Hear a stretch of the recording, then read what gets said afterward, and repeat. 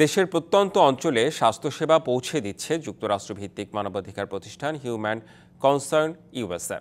এর অংশ হিসেবে সম্প্রতি টাঙ্গাইলের চর শুশুয়া সরকারি প্রাথমিক বিদ্যালয়ে মেডিকেল ক্যাম্প পরিচালনা করে সংস্থাটি। নানা বয়সী মানুষ এই ক্যাম্পে এসে চিকিৎসা নেয়। এই সময় উপস্থিত ছিলেন হিউম্যান কনসার্ন ইউএসএ এর সিইও মাসুম মাহবুব। তিনি বলেন, বাংলাদেশে প্রতি 10,000 মানুষের জন্য মাত্র 5 জন ডাক্তার রয়েছে, যা স্বাস্থ্যসেবার সংকট তৈরি করেছে। সংকট মোকাবেলায় হিউম্যান কনসার্ন ইউএসএ কাজ করছে। চালু করা হয়েছে ক্লিনিক অন হুইসেল প্রকল্প, হুইলস প্রকল্প। এতে সহযোগিতা করছে HMBD ফাউন্ডেশন ও হিউম্যানিটি ফাউন্ডেশন।